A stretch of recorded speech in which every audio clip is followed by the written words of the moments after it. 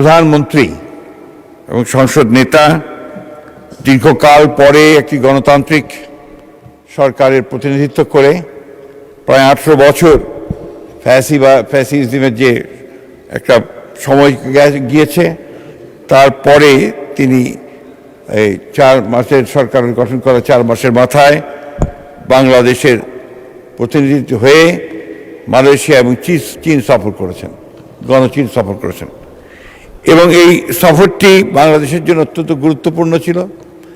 বাংলাদেশের সঙ্গে মালয়েশিয়া এবং চীনের সম্পর্ক আরও দৃঢ় হয়েছে এবং অত্যন্ত সফলতার সঙ্গে তিনি এই সফরে অনেকগুলো চুক্তি সম্পাদন করেছেন এবং মালয়েশিয়ার এবং একই সঙ্গে গণচীনের সঙ্গে দুই দেশের পারস্পরিক মর্যাদার ভিত্তিতে সম্পর্ক আরও দৃঢ় হয়েছে। মাননীয় স্পিকার, আমি সেই জন্যেই এই আজকে আমাদের জনগণের দ্বারা নির্বাচিত দীর্ঘ একটি ফ্যাসিবাদ বিরোধী সংগ্রামের নেতৃত্ব দেওয়ার পরে আমাদের নেতা, যিনি ইতিমধ্যেই একটি জাতীয়ভাবে আন্তর্জাতিকভাবে তিনি নিজের একটা অবস্থান তৈরি করে ফেলেছেন, যেখানে বাংলাদেশের মানুষ তার সম্পর্কে ধারণা সৃষ্টি করেছে যে তিনি অত্যন্ত দৃঢ়তার সঙ্গে জনগণের কল্যাণের জন্য কাজ করছেন এবং পুরনো সমস্ত খারাপ জিনিসগুলোকে বাদ দিয়ে নতুন দৃষ্টান্ত সৃষ্টি করছেন। যেমন মাননীয় স্পিকার, আপনি দেখেছেন যে ইতিপূর্বে যখন প্রধানমন্ত্রীরা বাইরে যেতেন তখন আপনাকে বিরাট সম্বর্ধনার ব্যবস্থা করা হতো।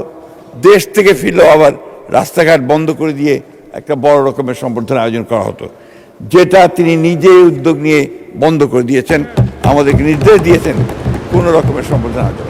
অথচ তার যে সাকসেস, এই সাকসেসগুলো কিন্তু বিরাট। তিনি গণচীনের সঙ্গে 17টি MOU হয়েছে মাননীয় স্পিকার, এবং প্রধানমন্ত্রীর সঙ্গে বাইলেটারাল যে মিটিং হয়েছে সেই মিটিংয়ে এই MOUগুলো সই হয়েছে এবং গণচীনের সব প্রেসিডেন্ট তার সঙ্গে তিনি দীর্ঘক্ষণ তারা আলোচনা করেছেন, সভা করেছেন, বৈঠক করেছেন এবং অত্যন্ত হৃদ্যতার সঙ্গে এই আলোচনাগুলো হয়েছে। বাংলাদেশের সঙ্গে মালয়েশিয়া এবং গণচীনের যে সম্পর্ক, এটা আরও দৃঢ় হয়েছে এবং বাংলাদেশের অর্থনৈতিক উন্নয়নে তারা তাদের ভূমিকা অক্ষুণ্ণ রাখবেন। শুধু নয়, তারা এটাকে আরও বাড়াবেন, সম্প্রসারিত করবেন। আমাদের যে সমস্যাগুলো রয়েছে বিভিন্নভাবে, সেই সব সমস্যাগুলোর সঙ্গে তারা সমস্যার সমাধানের চেষ্টা করবেন। এমনকি রোহিঙ্গা সমস্যার ব্যাপারেও সমাধানের ইঙ্গিত তারা দিয়েছেন এবং সেই ব্যাপারে তারা উদ্যোগ গ্রহণ করবেন বলেও জানিয়েছেন। মাননীয় স্পিকার, আমি সেই জন্য অনুরোধ করছি যে আজকে আমরা আমাদের মাননীয় প্রধানমন্ত্রীর কে ধন্যবাদ জানিয়ে, সংসদ থেকে ধন্যবাদ জানিয়ে এই সংসদ থেকে একটি ধন্যবাদ প্রস্তাব গ্রহণ করা হোক। ধন্যবাদ মাননীয় স্পিকার।